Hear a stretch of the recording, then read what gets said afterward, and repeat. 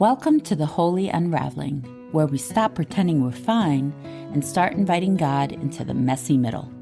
I'm Silvia, therapist, wife, mother. Today I'm really excited because we're beginning season 2 of this podcast. I actually can't believe it.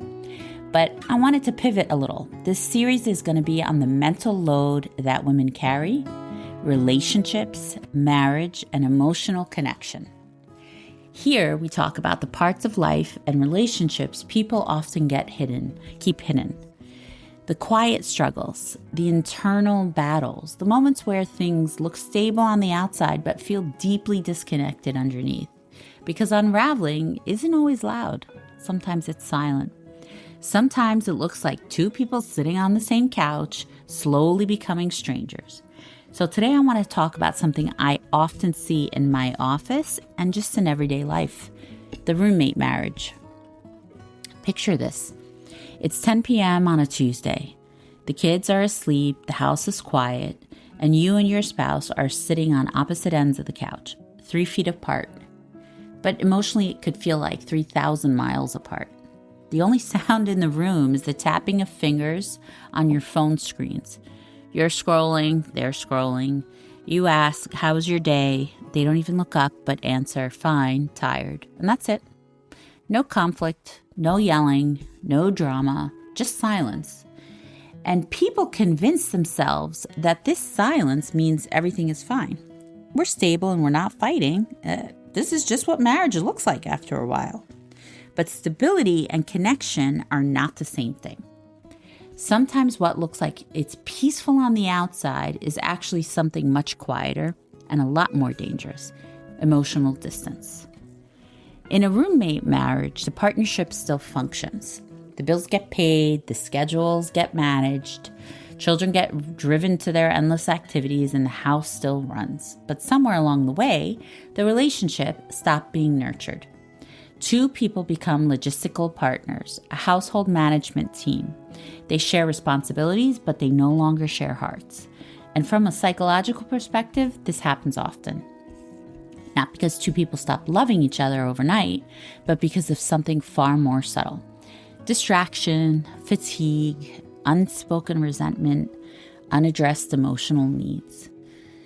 Neuroscience actually shows that connection requires intentional attention.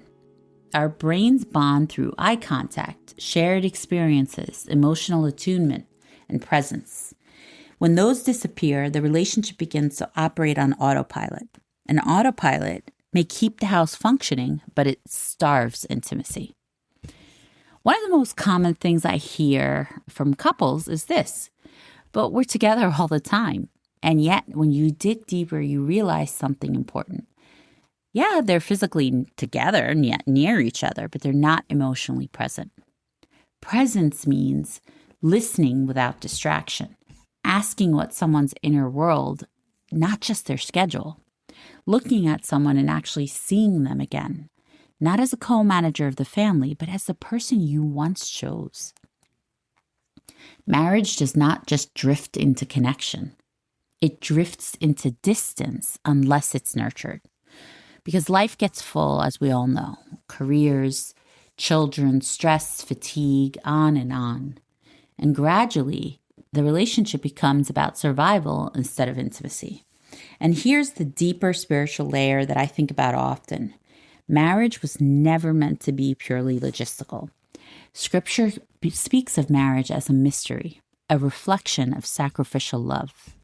A relationship where two people are meant to continually turn toward each other, not just coexist beside each other. Yet many couples quietly drift into coexistence, not because they stop caring, but because they stop tending to the relationship. The effort is gone. There's another layer to this that people don't always realize. Your kids are constantly observing what you're doing. This is how they observe relationships. This is how they learn how to love. Not just by what you say, but how you interact. Kids form the earliest understanding of love by watching the emotional climate of their home.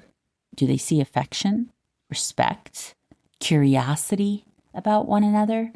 Or do they see two exhausted adults living parallel lives? This is not about blame. It's about awareness. And this is important in my work because when we recognize the patterns, we have the opportunity to change them. And that's what we try to teach in therapy. Reconnection rarely begins with grand gestures.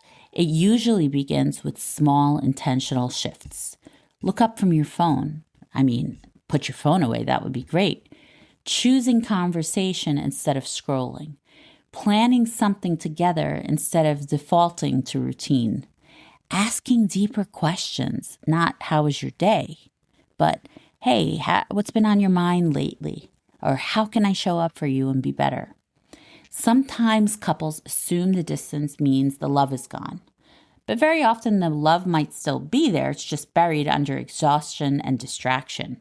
And when the attention returns, the connection will follow, I promise.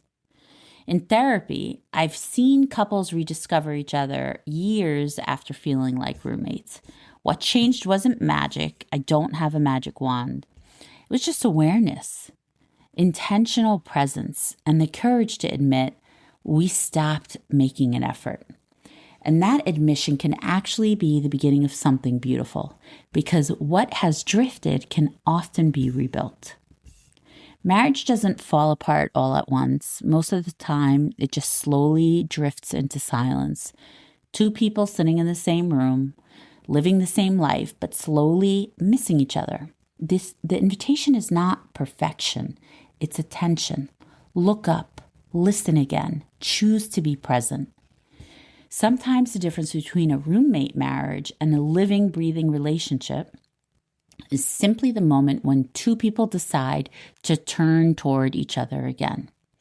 Scripture reminds us of something beautiful and grounding in Ecclesiastes 4:9-10.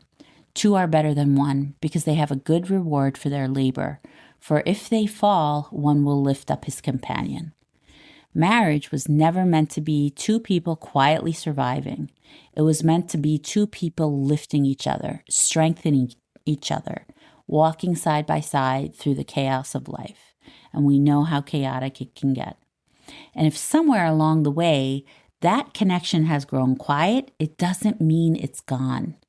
It means it's simply time for you to look up again, to reach for each other again, and to begin slowly and intentionally rebuilding what matters most. If this episode resonated with you, share it with someone who might need this reminder. And if you're walking through your own unraveling in marriage, in faith, or in life, remember, God often begins his deepest work right in the messy middle. This is the Holy Unraveling, and I'm glad you're here.